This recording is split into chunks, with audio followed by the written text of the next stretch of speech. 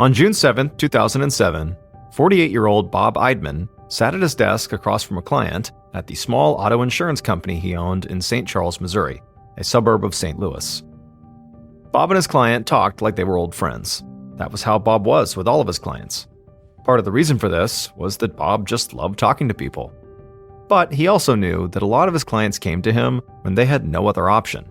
And they were often stressed out about making car insurance payments, so he tried hard to put them at ease.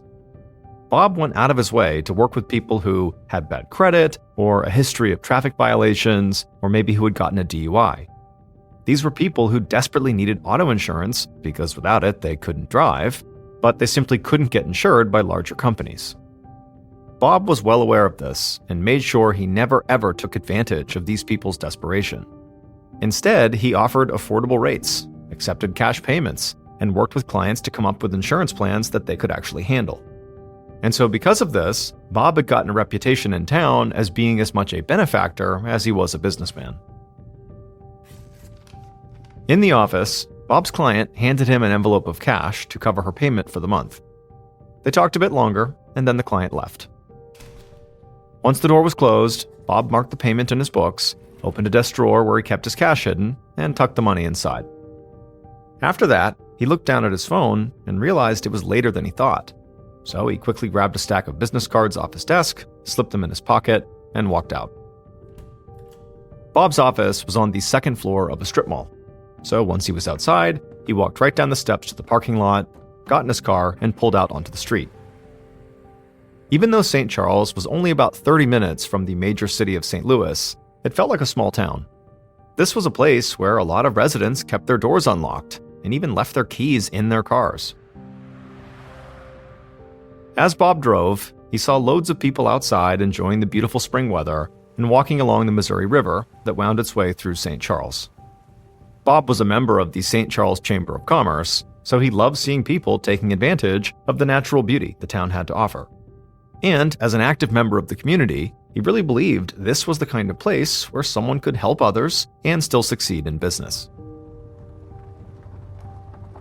A few minutes later, Bob pulled into the parking lot of a car dealership in town, and when he did, he got a huge smile on his face, because he saw his wife Diane standing outside the showroom waiting for him.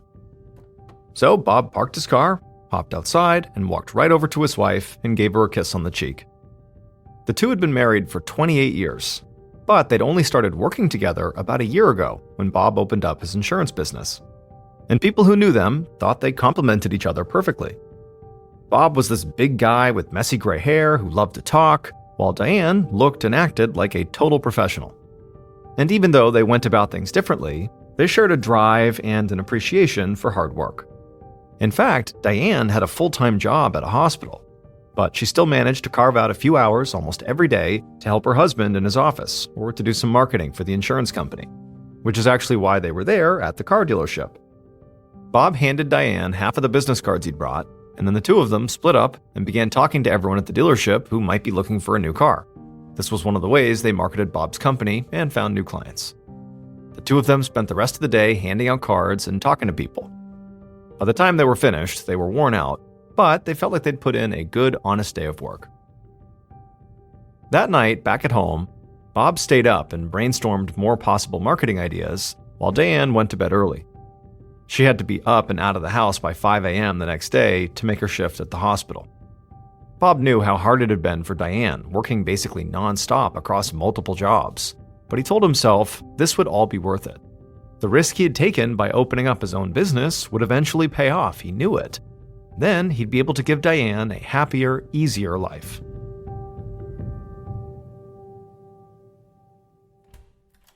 At 10 a.m. the following day, June 8th, Bob walked into his office, went to his desk, and got right to work, going over his financial statements and planning client meetings. And he'd been working for about an hour when he heard the office door open. So he stopped what he was doing, and he looked up from his desk.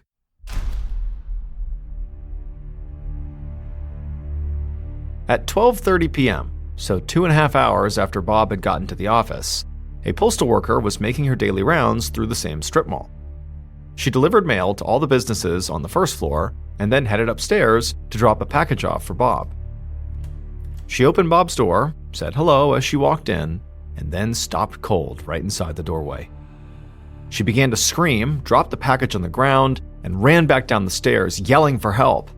People began coming out of their shops and offices to see what was going on. At the same time, this postal worker just happened to spot a police cruiser coming down the street towards the strip mall, so she sprinted across the parking lot and ran out into the road, shouting and waving her arms to get their attention.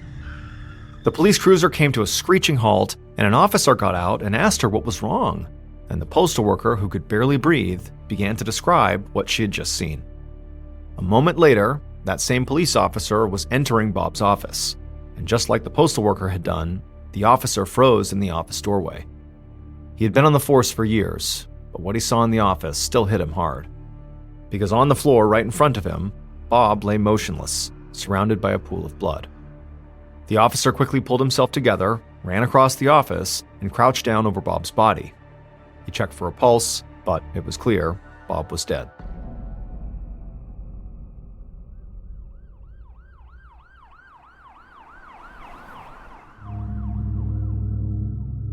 Not long after the officer contacted the station to report the death, Detective Donald Stepp of the St. Charles Police and his superior, Captain Pat McCarrick, arrived at the scene. These were two of the most experienced investigators on the force, but even they had not had to deal with many homicides in St. Charles. Because, at the time, the city had a far lower murder rate than the state of Missouri and the country as a whole. Detective Stepp and Captain McCarrick did a walkthrough of the office, and then they examined Bob's body. They saw multiple bullet wounds, but one of the shots looked like it had just grazed Bob. Stepp and McCarrick also found spent shell casings and also live rounds from a 9mm handgun spread out at different spots across the floor. Because of these live rounds on the floor, which are just unshot bullets, so intact, full live rounds, the investigators thought the killer's weapon might have jammed at some point, and so maybe in an attempt to clear the jam, they had ejected these live rounds onto the ground. Or perhaps the killer might have just been an inexperienced shooter and sort of unintentionally ejected these live rounds without shooting them. The investigators dug through Bob's desk, and they noticed there was no sign of a wallet or any form of ID. They checked Bob's pockets and didn't find a wallet there either, so they thought maybe this had been a robbery. But not long after that, they discovered the money in Bob's cash drawer. They didn't know why a robber would have taken Bob's wallet and left all this cash behind. But maybe there was a chance that the killer was not only an inexperienced shooter, but also an inexperienced thief. Soon, the investigators were joined by members of the county forensic team. Forensics officers examined and collected the shell casings as well as the live rounds. They dusted for prints and did a thorough search of Bob's body and clothes for possible DNA samples. While the forensics team worked in the office, Stepp and McCarrick made their way outside and began questioning owners and employees from the other businesses in the strip mall. The woman who owned the printing shop right below Bob's office proved to be the most helpful. She told investigators she had seen Bob pull into the parking lot around 10 a.m. And at about 11, she said she'd heard loud banging coming from upstairs in Bob's office. She said that she figured Bob was just moving file cabinets around or something, and as a joke, she'd even yelled up to him from her office, "Hey Bob, keep the noise down." But now that she knew what had really happened to Bob, she wished at the time she heard those noises, she had gone upstairs to check on him. The investigators asked her if she could think of anyone who might have had an issue with Bob, but the woman said no, Bob was one of the most likable people she knew, and she figured everyone the police would talk to would say the same thing, because that's just who Bob was. A few minutes later, as the investigators walked out of the print shop, Detective Stepp scanned the strip mall, and the front door of a Mexican restaurant caught his attention. Positioned right above the restaurant door was a security camera that pointed out towards the parking lot and the street. So the investigators went inside the restaurant and asked the owner if they could have his surveillance footage from that morning and also the night before. The owner said of course, and handed over the footage.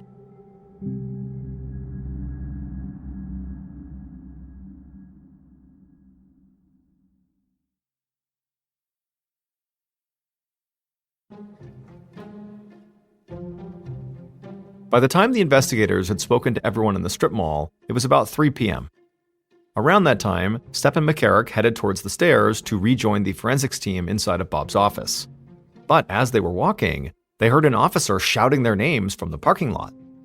They turned around and saw the officer standing there with a woman.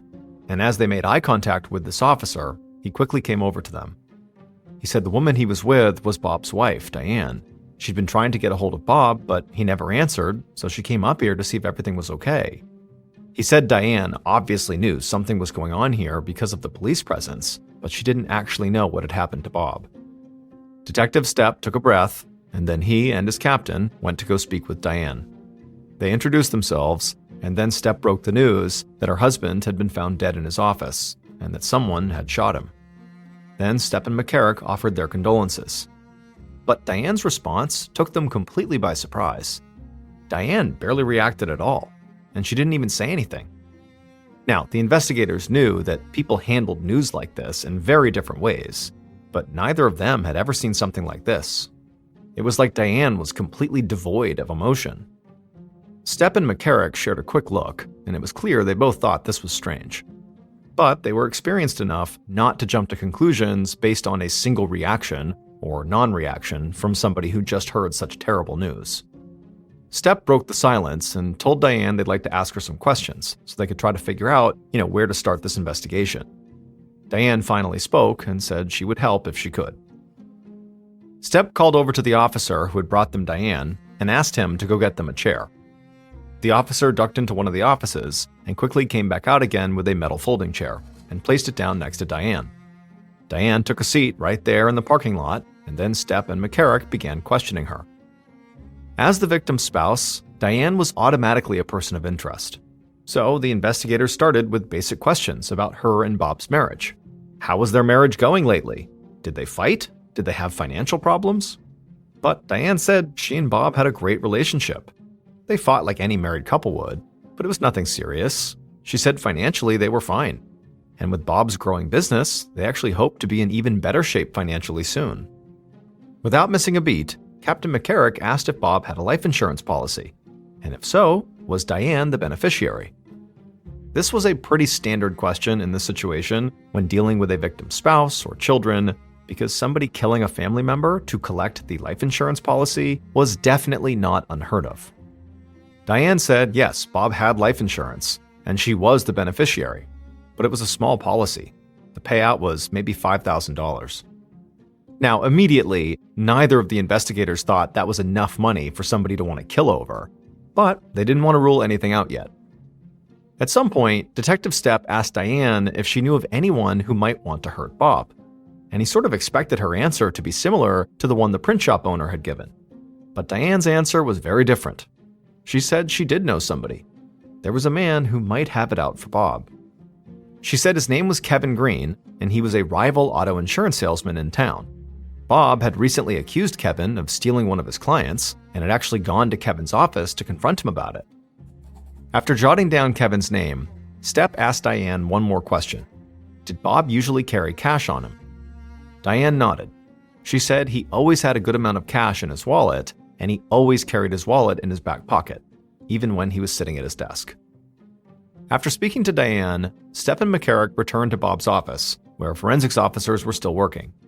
Bob's missing wallet meant that his murder could be the result of a robbery gone bad, like they'd thought.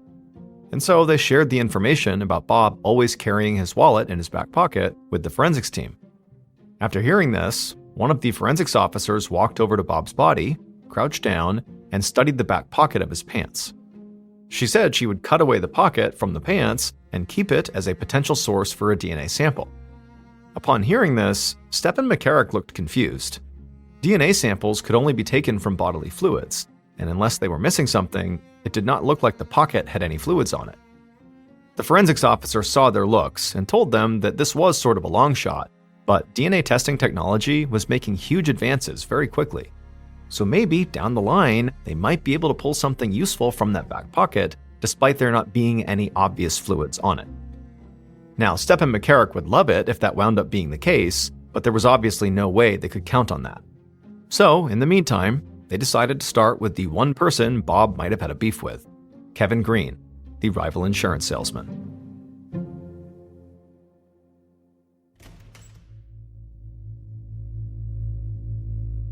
Several hours after Bob's body had been discovered, Detective Stepp and Captain McCarrick walked into another small auto insurance office in St. Charles. And there, they found Kevin Green working at his desk. Kevin smiled warmly and then asked how he could help, almost like he might try to sell them something. But when they told him that Bob Eidman had been murdered, Kevin's smile quickly disappeared and he looked genuinely shocked. The investigators laid out their reason for being there.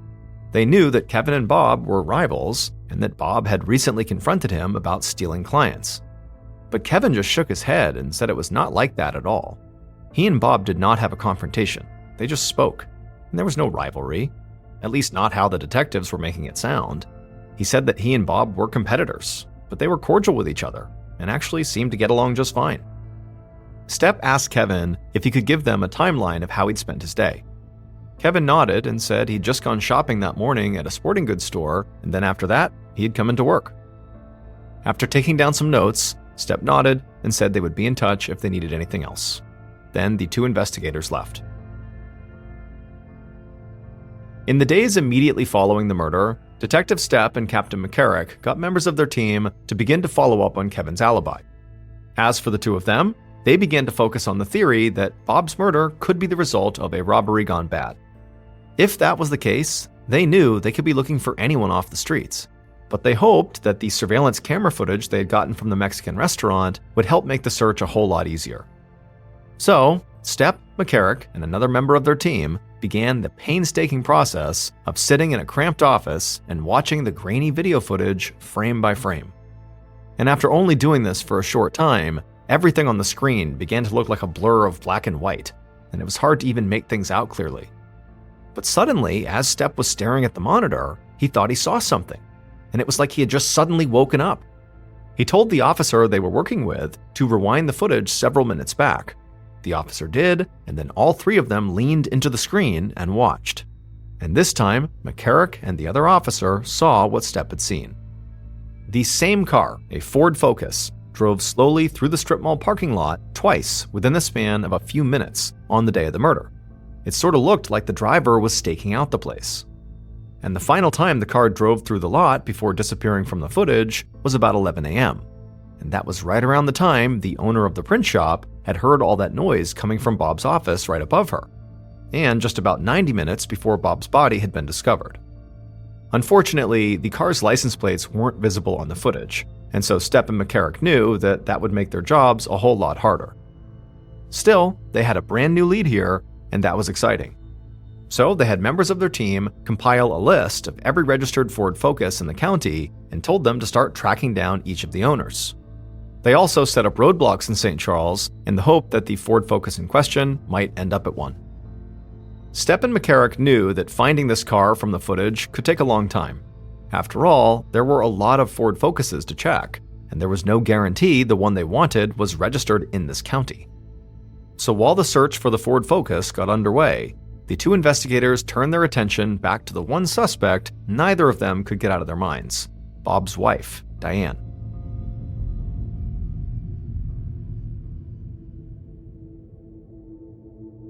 During the week following the murder, Detective Stepp and Captain McCarrick began digging deeper into Bob's relationship with his wife. They knew that Diane's strange and sort of cold reaction to the news of her husband's death did not necessarily mean she was guilty, but they just couldn't shake the feeling that something had been off about her. So they reached out to Bob's cell phone carrier to secure his phone records, and they also started looking into Bob and Diane's finances. And it didn't take them long to discover that Diane had lied to them. Stepp and McCarrick learned that the couple was not doing well financially, like Diane had suggested. Starting and operating the insurance company had put Bob in significant debt. So much debt, in fact, that he had been in jeopardy of losing his business. But that wasn't even the biggest thing that jumped out at the investigators. They got more information on Bob's life insurance. The policy Diane had told them was worth just $5,000.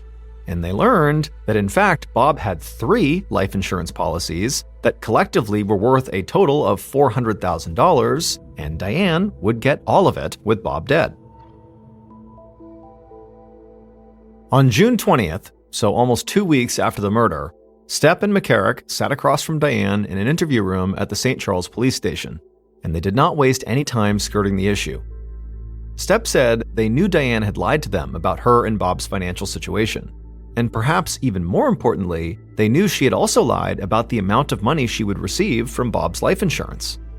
Diane stayed calm and quiet, like she had when the investigators interviewed her the first time.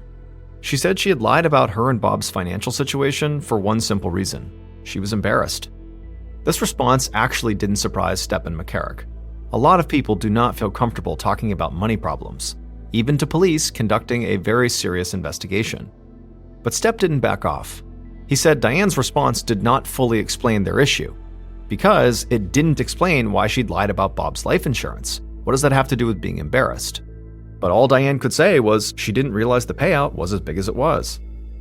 Stepp and McCarrick did not quite buy it, and so they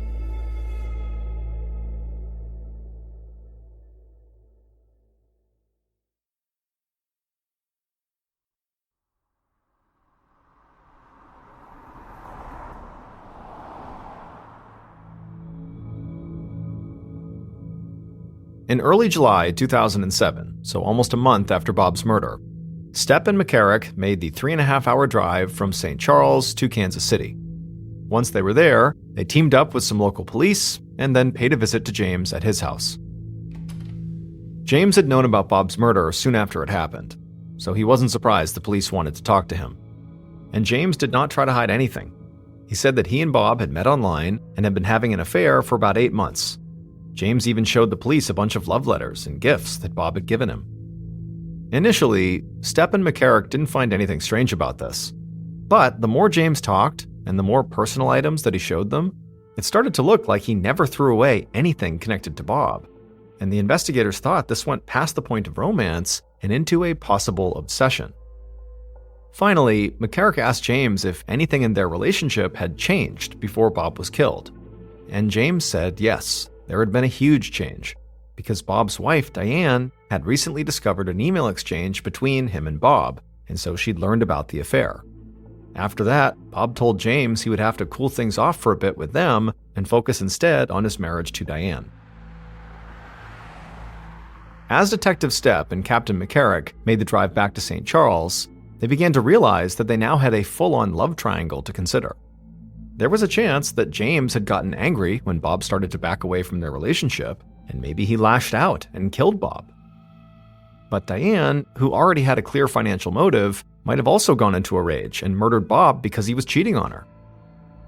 Both of those theories made sense, but without any real evidence, Stepp and McCarrick felt like they were just stumbling around in the dark. By the late summer of 2007, Stepp and McCarrick were growing increasingly frustrated with the case.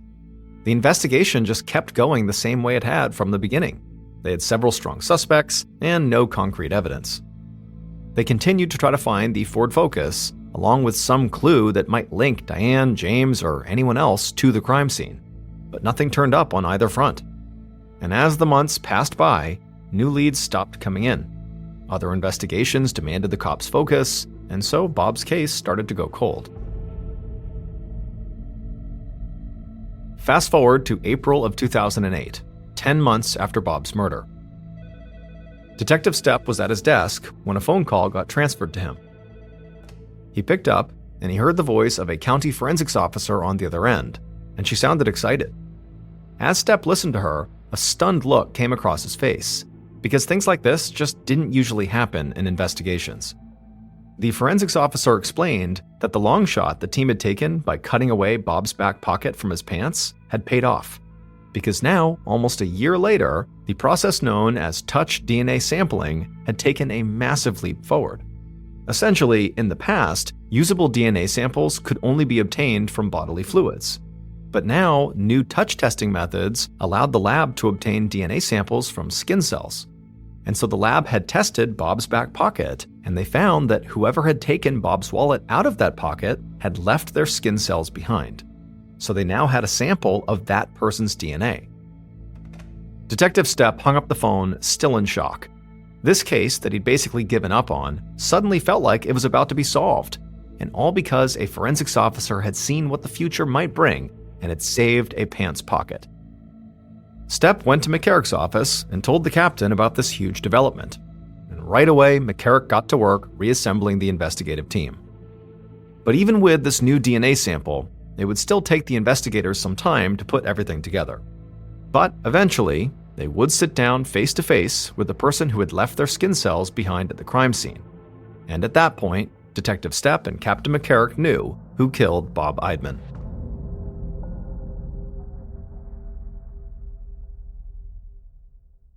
Based on the DNA sample, evidence found at the crime scene, and interviews conducted throughout the investigation, the following is a reconstruction of what police believe happened to Bob Eidman on June 8, 2007.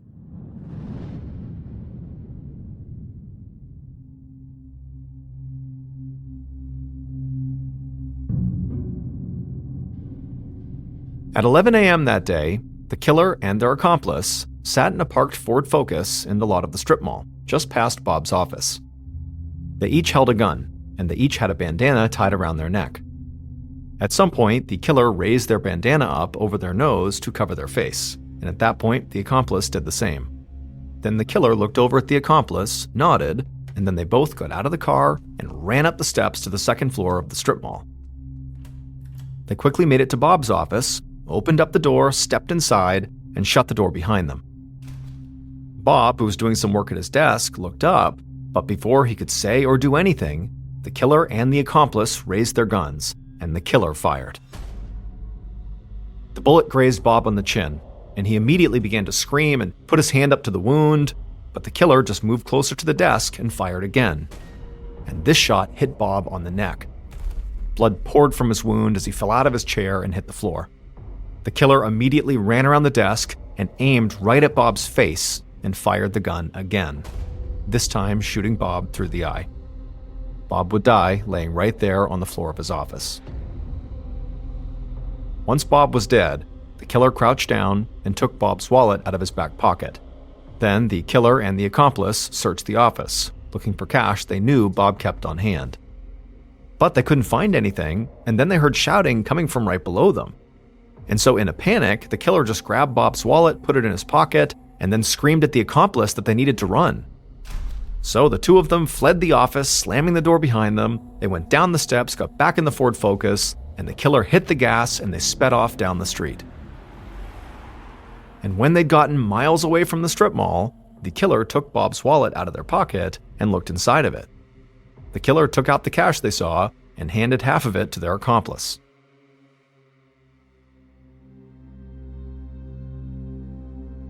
Bob Eidman's murderer was not a jealous wife, an obsessed lover, or a business rival. It turned out the investigators' first theory was right. Bob had been killed by someone who simply wanted to rob him. And that was a man named Paul White. But Paul was not a complete stranger to Bob, because Paul's wife was one of Bob's clients. And months before the murder, Paul had gone with his wife to Bob's office when she made a cash payment for her car insurance. So Paul knew Bob must keep cash on hand. On the night before the murder, Paul had lost $1,200 playing blackjack and craps at a casino, and so he was desperate for money. And his solution was he would kill Bob and take all his cash.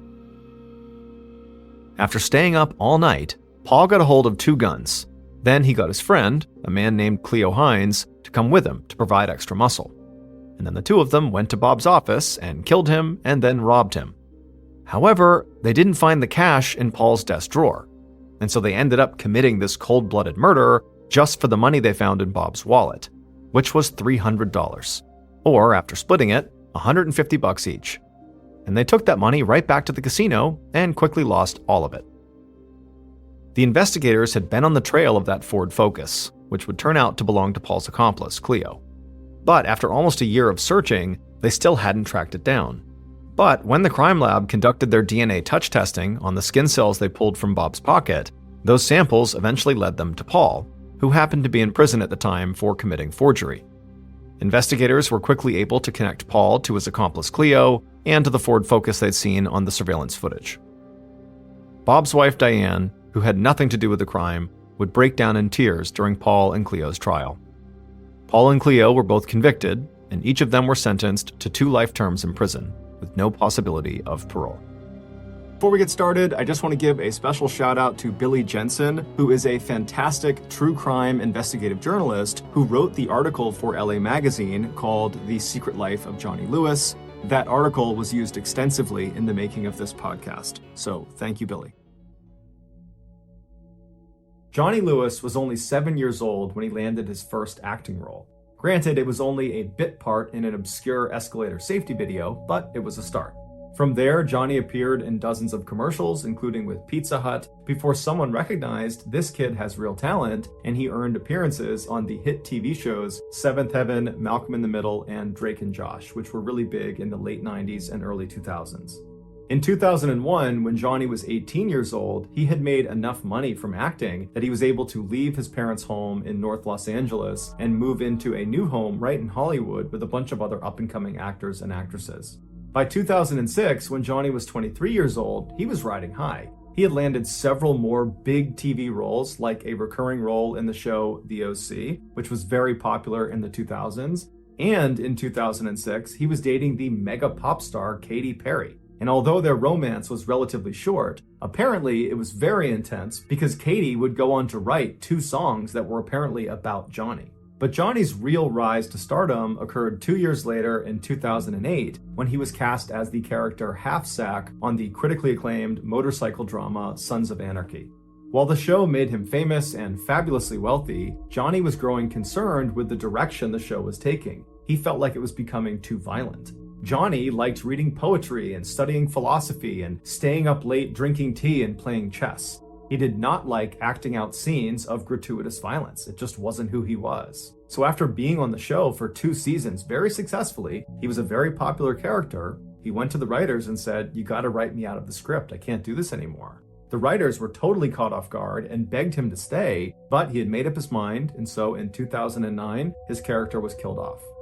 After leaving Sons of Anarchy, Johnny decided that he wasn't going to pursue any serious acting roles for the time being. Instead, he wanted to focus his time on writing his first novel, which was about this musical genius trying to make his way in the world.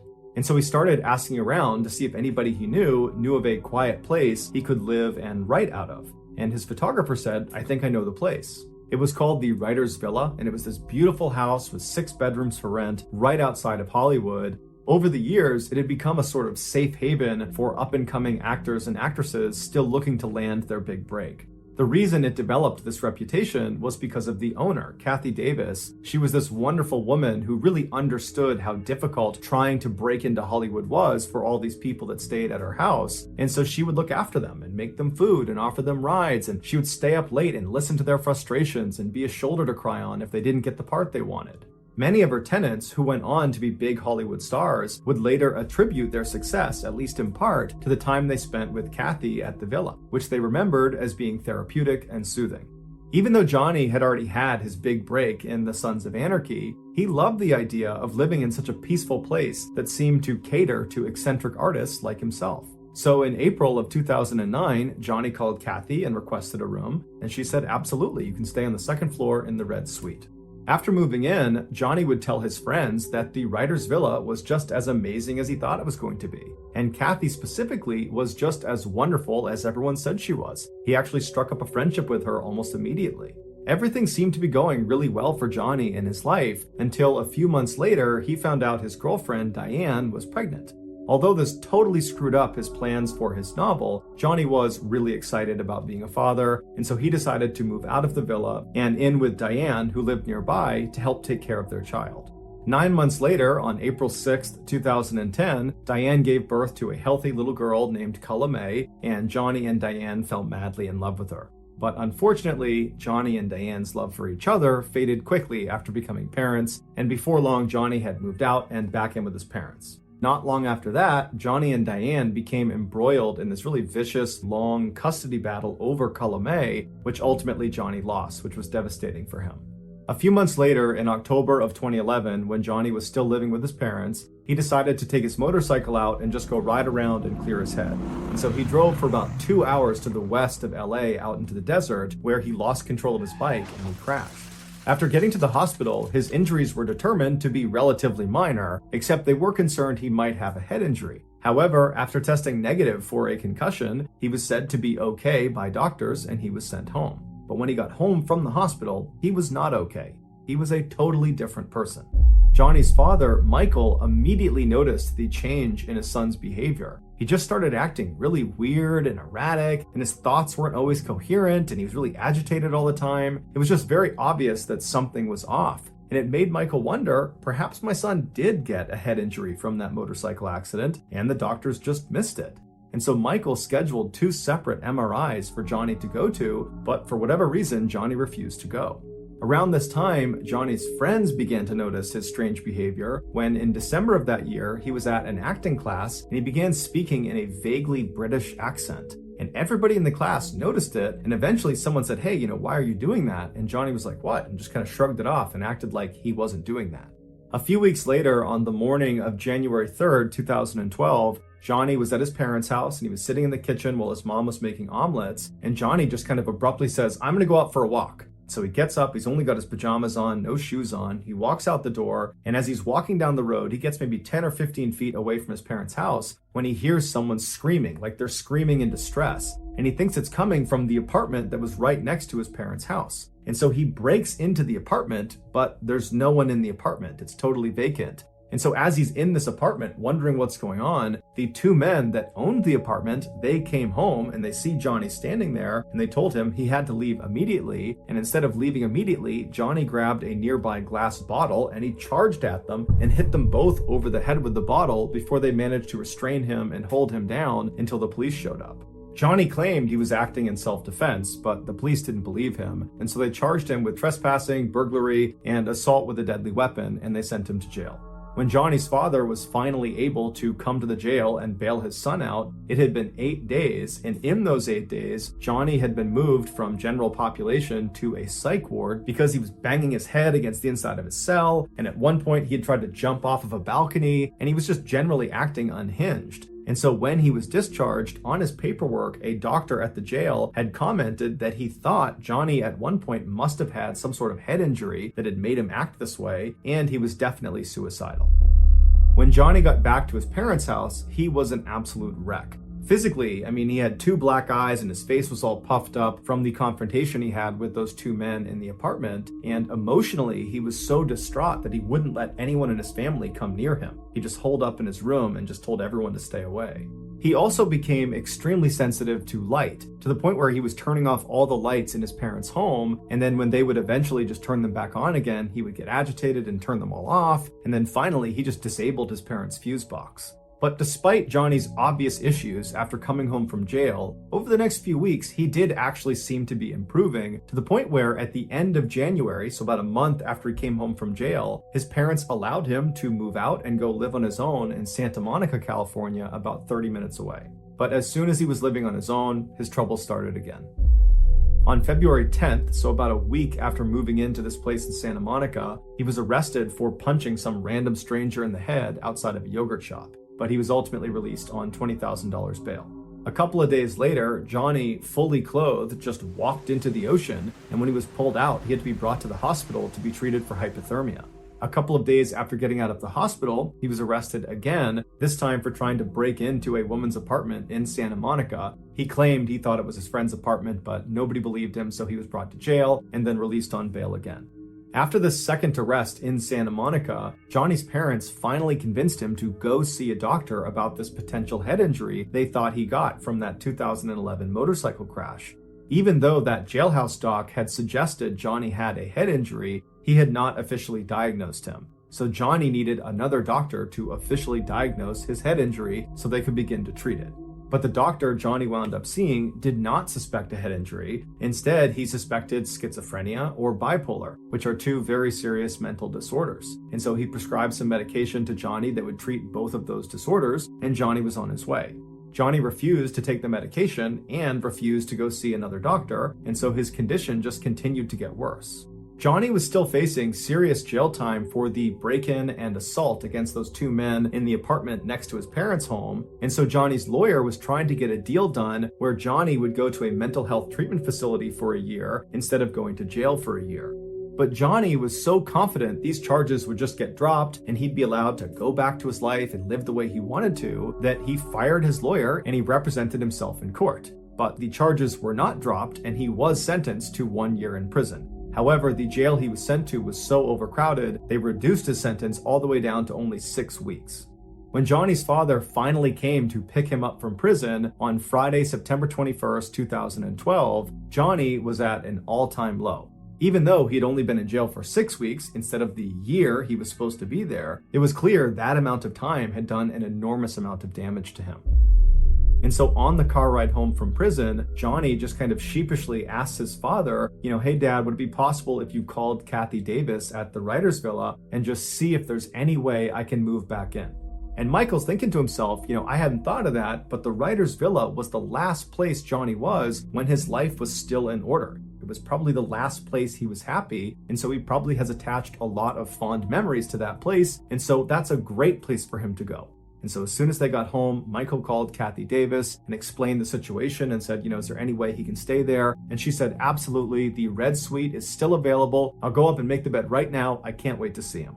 Johnny stayed with his parents that weekend, and then on Monday, September 24th, he packed up his stuff and he moved back into the villa.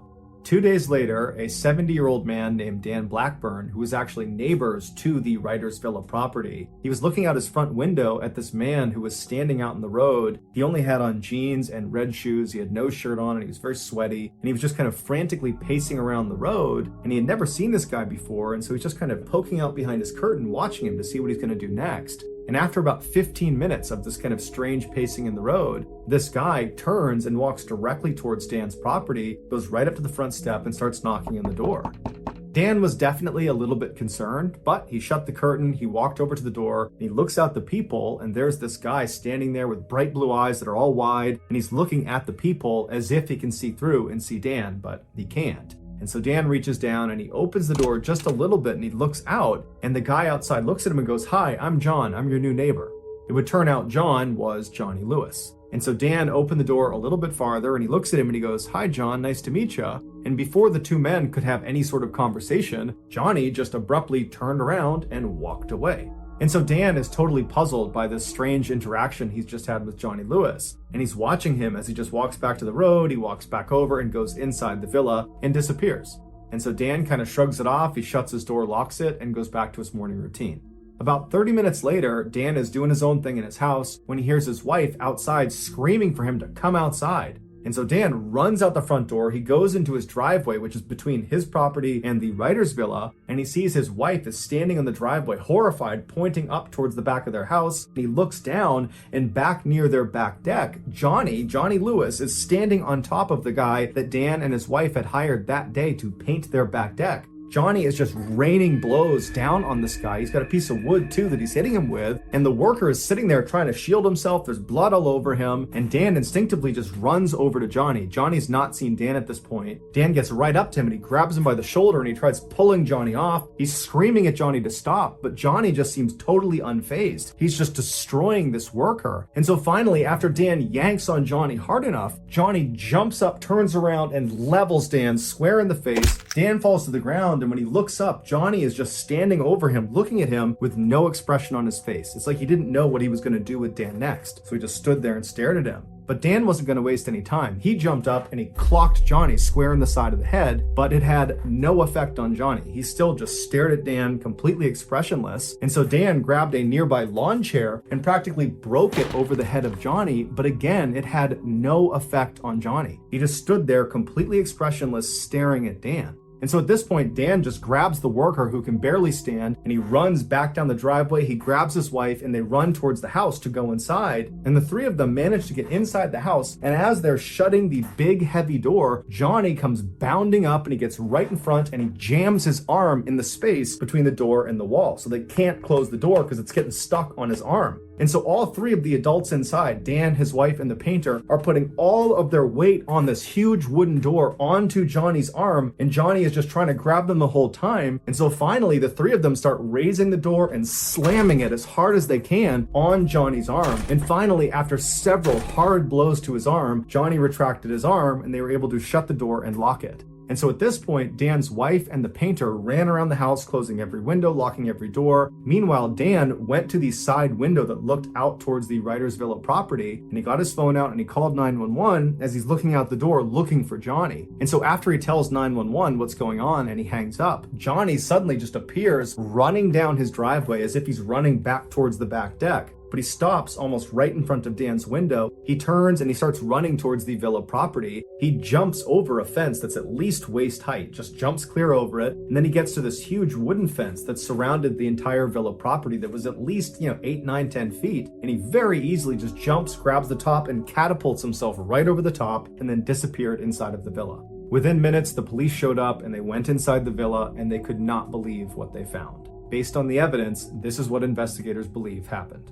After Johnny, for the first time, walked up to Dan's property and awkwardly knocked on the door and said, "Hi, I'm John, I'm your new neighbor." After that, he turned around and Dan watched him as he left his property and made his way back and went inside the villa. Once Johnny got inside the villa, he made his way up to the second floor and he went into Kathy Davis's room where she was sitting. Now, Kathy most likely turned and saw Johnny standing in the doorway. He's got no shirt on, he's sweating, he looks totally crazed. She probably was not scared. Instead, her motherly instincts kicked in and she probably said, "Hey, are you okay? Can I help you? What's going on?" And as she probably stood up and made her way over to make sure he was okay, Johnny, for reasons no one understands, proceeded to beat and kick and strangle her. And then when she fell to the ground and was totally helpless, Johnny proceeded to either stomp on her skull repeatedly, or he hit her over the head repeatedly with a rusty hammer that was later found in his bedroom. But no matter how Johnny did it, he managed to severely fracture her skull, and that's what ultimately killed her. After killing Kathy, Johnny tracked down her beloved cat and killed the cat the same way. Afterwards, Johnny ran out of the villa, and that's when he spotted Dan's house painter just sitting outside, and he walked over to him and just began beating him. And just like the attack on Kathy and her cat, this attack on this house painter appeared to have no motive as well. After Dan came outside and managed to fight Johnny off, and then when Dan went back inside the house with his wife and with the painter, Johnny stood outside for a few minutes before running down Dan's driveway and then hopping over those two fences right in front of Dan, and then Johnny disappeared inside of the villa. Once Johnny was in the villa, it's believed he climbed up to the upper patio or onto the roof of the villa itself, and from there he either jumped or fell to his death on the driveway below. His death was officially ruled an accident, not a suicide. After the news broke about what had happened at the writer's villa, everybody assumed Johnny must have been on some really hardcore drugs. That's the only explanation for why someone would act the way he acted. But when his toxicology report came back, it showed he had absolutely no drugs of any kind, legal or illegal, in his system. He was completely sober at the time he committed this horrible crime. Some believe Johnny really did have some undiagnosed head injury from that motorcycle accident, and this head injury is responsible for his violent outbursts. Others disagree and say the head injury had nothing to do with it. Johnny clearly had some undiagnosed mental disorder. Maybe it was schizophrenia, maybe he was bipolar, maybe it was something else, but it was this mental disorder that led to these violent outbursts. But to this day, no one knows for sure why Johnny did what he did. All we know is an innocent woman and her cat were needlessly killed. The next and final story of today's episode is called "This Demon Still Lives Among Us." In early 1974, 31-year-old Michael Taylor was living happily with his wife Christine and their 5 children in Ossett, which is a small town in central England. Michael was described as a great father and a great husband who had an excellent sense of humor. In fact, neighbors, whenever they would walk past the Taylor household, would say you could often hear the sound of Michael laughing or the sound of him telling jokes to his family. But in April of that year, everything changed for the Taylor family. Michael had been doing some home repairs when he fell off of a ladder and he hurt his back. The injury itself was fairly minor, but it resulted in chronic pain, and this chronic pain quickly changed how Michael behaved. Michael went from being this cheerful, funny, happy guy to being sad and depressed, and he was so irritable that his family could barely be around him because he would lash out at them. Now, the Taylor family was not a religious family. However, most families who lived in Ossett at that time were. And so when one of Michael's friends found out about how poorly Michael was doing, they approached Michael and said, you really ought to turn to religion for help and for guidance in this difficult time. And they also told him specifically that he really ought to check out this one particular Christian group. It was called the Christian Fellowship Group, and all it was a prayer group for Christians who wanted more religious support beyond just going to church on Sundays. But this friend of Michael's told him that the real draw of this group was the group's leader. Her name was Marie Robinson, and she was this 21-year-old, extremely friendly and energetic and charismatic person who just had this incredible way of making all of her members really feel like they belonged. And so Michael's friend was telling him that he really thought Marie could be the difference maker for him, that she could help him get back to normal. And so Michael, he trusted this friend, and he really didn't have much to lose at this point. He was already at rock bottom, and so he agrees to go check this group out. So on September 12th of that year, Michael makes his way to the church where this fellowship group is held. He goes inside and he makes his way to one of the back rooms in the church. And when he goes inside, he sees there's a ring of people sitting in a circle, about 20 people. And as soon as they see Michael coming in the room, they all stand up and they open their arms up and they say, "Come on, come sit down with us. Welcome to the group." And then the woman who had to be Marie, she stands up and she looks at Michael, huge smile on her face, and she encourages him to come over and sit right next to me. "Welcome, we'd love to have you join our group." And so Michael, for the first time in ages, is smiling as he strides across the room and sits down right next to Marie. And then as Marie began to lead the group in prayer, Michael did not feel his chronic pain. He just felt happy again. But when the meeting was over and Michael went back home again, the pain and depression came flooding back. It was like the only place he could be happy was inside of the church at this fellowship group. And so over the next couple of weeks, Michael completely prioritized this group. He went to all of their meetings, and over the course of these couple of weeks, Michael became very close with Marie, and apparently Marie became very close with Michael, to the point where the two of them would stay after the meetings were over, and just those two would sequester themselves in quiet prayer. No one knew what they did in there, but it just seemed like they were developing a real relationship. And in fact, many people in this group suspected they were having an affair. And before long, the rumors in the church had spread outside and were all over Ossett. And then before long, Christine, Michael's wife, was hearing from a friend or a neighbor that apparently Michael was having an affair with Marie. Now, Christine had already suspected her husband was having an affair with Marie because Marie was the only thing Michael talked about when he got home. So, on October 1st of that year, only a couple of weeks after Michael had first attended this group, Christine waited until Michael had left the house to head out to one of the group meetings, and then Christine hopped in her car and she followed him to the church. And when she got there, she parked her car, she took a deep breath, and then she got out, she made her way to the front doors of the church, and she stormed inside, and she found the room where these meetings were held. She barges in, and she points at her husband, and she says, "I know you're having an affair with Marie, and you're gonna admit it in front of this whole group." And Michael, who's sitting with his back to his wife in one of the chairs, he stands up, and instead of addressing his wife, who's accused him of infidelity, he turns and looks at Marie on the other side of the room. And when Marie made eye contact with Michael, she screamed. She would later say Michael did not look human. He looked like a beast and he had wild eyes. And so as Michael is standing there staring at Marie with this very aggressive face,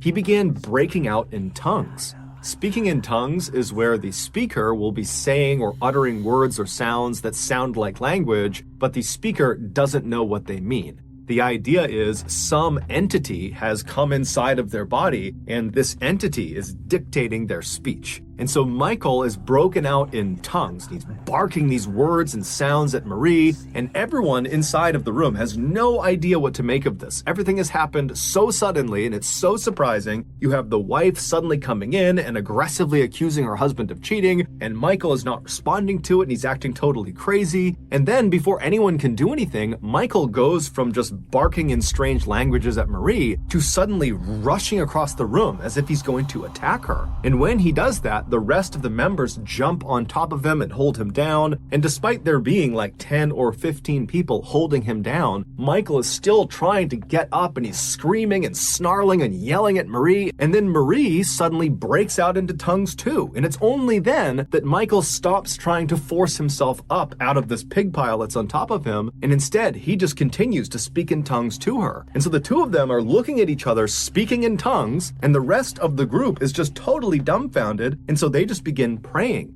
And then after about an hour, Michael just collapses. It's like he went unconscious. And at that point, everybody in the room just goes silent and they look at Michael. And then Michael kind of opens his eyes and it's almost like he's waking up and he begins looking around frantically, trying to figure out what had just happened. Michael would claim he had no memory of what had just happened to him. And so at this point, Marie would tell him and Christine that she believed Michael was possessed by a demonic force, and the only thing they could do at this point would be to perform an exorcism.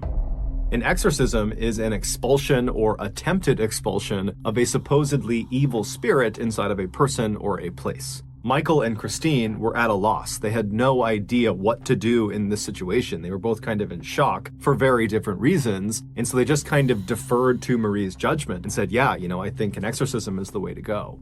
So Christine and Michael just leave the church and go home, and then the next morning, Marie would get in touch with the Anglican Church of England and would request an exorcism. And after hearing about what was going on with Michael, the Anglican Church would say, yeah, that does sound like he needs an exorcism. And so the following day, they would send out two of their best exorcists named Peter and Raymond. And so Peter and Raymond, they get to Ossett, they go to Michael's house, and they observe him, and very quickly they determine that it does seem like Michael is possessed by at least one demonic force. And so they tell Michael, the only thing we can do here is perform this exorcism, but we need you to agree to it. And so Michael says, okay, yeah, I agree to this exorcism, and so would his wife, because she at this point is just completely unsure what to do. She's just going along for the ride. So a day later, on October 4th at 10 p.m., Michael, his wife, and the rest of the members of this fellowship group, along with Peter and Raymond, they would all meet at this other church in a neighboring town. And as soon as Michael had been positioned in the middle of this group in this chair, Peter and Raymond began the ritual by praying. And as soon as they did, Michael began screaming out in tongues, and he began writhing around, and he fell to the ground, and he began contorting his body in grotesque positions, as if the words Peter and Raymond were saying were physically harming Michael. And so after 8 hours of this, during which they had to actually tie Michael down to prevent him from hurting other members or hurting himself, after 8 hours, they finally just came to a stop. Peter and Raymond were exhausted. It looked very much like Michael too was exhausted. And as soon as they stopped the ritual, Michael just kind of collapsed on the ground as if he had fallen unconscious. And then at some point he kind of wakes up and he's looking around wildly. He's still tied down to the ground and he's acting like he has no idea what's just happened. And at this point, Peter and Raymond, they tell him that, the exorcism was mostly successful. We identified 40 demons inside of you, and this exorcism was able to expel 37 of them. So that means there's still 3 demons inside of you. Now, we can't do it right now. We're too tired. You're too exhausted. So go home, get some rest, and tomorrow we will finish this exorcism. We will get rid of those 3 demons, and you will be just fine. And so Michael and Christine, they get their things and they leave the church and they head home. A few hours later, around noon, a woman who lived near where Michael Taylor and his family lived thought she heard something strange outside of her house. It sounded like someone yelling. And so she went to the front of the house and she pulled the curtain aside on one of her windows. And outside, walking down the street completely naked, covered in blood, was Michael Taylor. And he was saying something about Satan. And so this woman, she calls the police. The police show up and they find Michael. He had curled up on the sidewalk outside of this woman's house and he was giggling like a child in the fetal position. And so the police approach him, and at some point Michael apparently snaps out of it and he starts looking up at the police like he has no idea what's going on. And eventually they would get him to tell them his name and where he lived. And so after calling in backup to deal with Michael, the responding officers made their way to Michael's residence. And so they go inside, and immediately, as soon as they see what's in there, one of the officers just turns around and runs outside and begins dry heaving. The inside of the Taylor family home would become one of the most infamous crime scenes in English history. A few hours earlier, when Michael and his wife had come home from the exorcism, they had gone inside, and then Michael had fallen into one of his trances and began beating his wife. And then at some point, she fell to the ground and either was dead or was in the process of dying, at which point Michael jumped on top of her and using only his hands, he ripped her face off and flung it across the room. And then as she's laying there bleeding to death, he began rubbing her blood all over his body. And then after she had finally died, he tracked down the family dog and killed the dog as well. Fortunately, their 5 children were not home at the time of this attack, and so they were unharmed. During Michael's trial, the prosecution and the defense blamed the Anglican Church of England and Marie and her religious group for effectively convincing Michael he was possessed with demons, which caused him to act out violently and kill his wife. And so ultimately, Michael would be found not guilty by reason of insanity, and after only 4 years of psychiatric care, he was released. And today, he is still living free in Ossett. But despite the legal outcomes of this case, there are many people, both religious and not religious, who believe the Michael Taylor case is one of the only true demonic possession cases in modern history.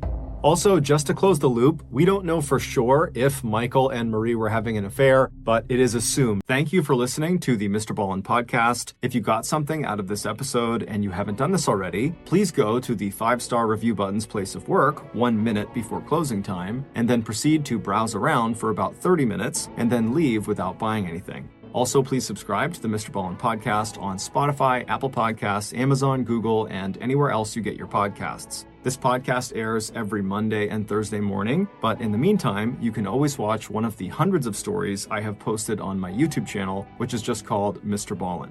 If you want to get in touch with me, please follow me on any major social media platform and then send me a direct message. My username is just @MrBallen, and I really do read the majority of my